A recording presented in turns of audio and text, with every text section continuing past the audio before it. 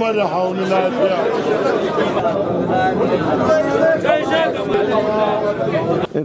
Wanda aka yi na daɗin da wannan bambancin kaɗan ne shine ko a da sarakunanmu ana yin musu biyayya kuma suna taimakon jama'a dare da rana. Ƙoƙarin da sarakuna suka yi wajen tabbatar da zaman lafiya shine yin magana da mutane, jawo hankalin iyayen yara su ma yara tarbiyya, kuma yin haka ya sa duk ƙasanmu an samu zaman lafiya. To haka kuma jama'a dukansu yana haɗe.